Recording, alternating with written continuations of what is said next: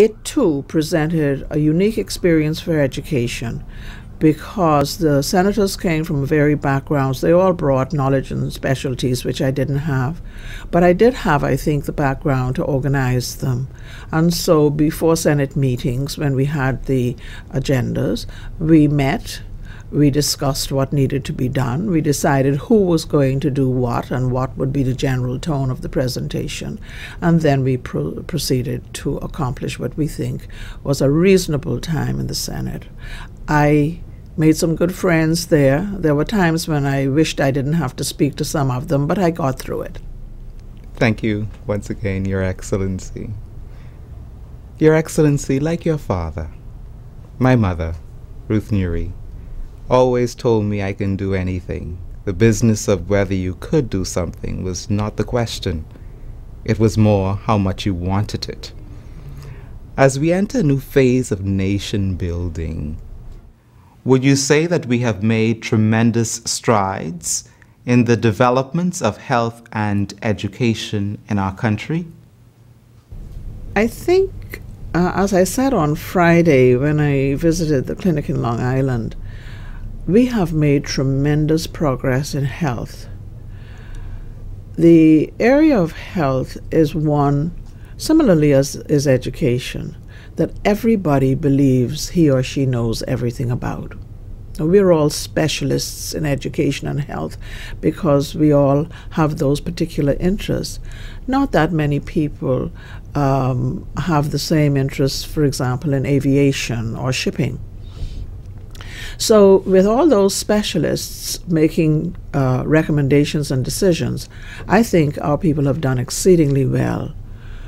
Our medical services, I believe, are as good as and better than most, including what are sometimes referred to as developed countries. I say that because in developed countries, not everybody has access. In the Bahamas, I believe that people have access.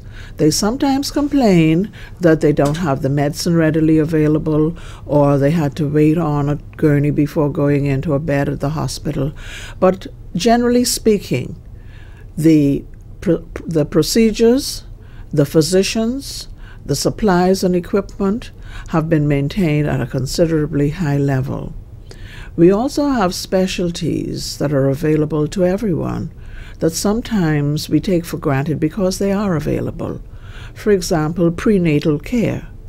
Most people in other countries pay to have prenatal care. In the Bahamas, we not only can have it, but if people are infected with HIV, for example, they can have care that would cause their babies to be born without that illness.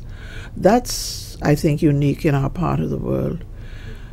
As far as the availability is concerned, the access throughout our islands, there are clinics of various sizes, some small, catering to small communities, but generally the polyclinics can accommodate overnight patients. In Long Island, for example, there are 4 beds for patients to stay overnight if they can't be flown into Nassau for emergency before the next morning. Similarly in other islands. So I do think that we've gone very far. One of the areas that concerned me, and to a certain extent it still does, is that we established a center for preemies, premature babies, that I believe has caused everybody to believe that all premature babies will survive. I don't know that there are very many countries that would have that kind of facility, and it has grown considerably over the years.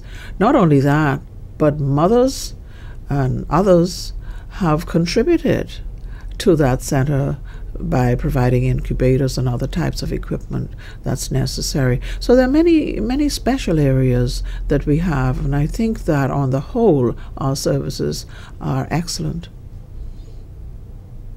Now, to education. Education ebbs and flows, and I believe that we are perhaps on the edge, I hope, of a flow. Because according to the people who make the assessments and who hire in the business places, they believe that we're in an ebb, that many of our graduates are not up to doing the kinds of work that they would wish them to do. And that is no doubt true. Unfortunately, everybody now seems to want to do the white-collar work. And although we have a technical and vocational institute that has existed for years and caters to a whole range of specialties, many parents still would prefer their children to not do well in a white-collar job than to do exceptionally well as a plumber or as a mason or as a carpenter or as a hairdresser. So I think until we change our attitudes towards work and what it means, and that we are committed to work. Now, I've heard it said that we want a job, but we don't want to work. Well, that's not true of everybody. There are people who would like to perform and perform well, and those are the ones I think that will make the difference in the long term.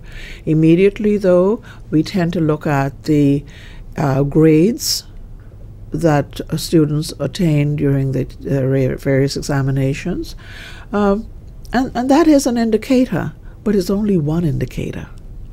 I use, when I'm doing in-service training, the suggestion that people should develop, just make a circle, divide it into quarters.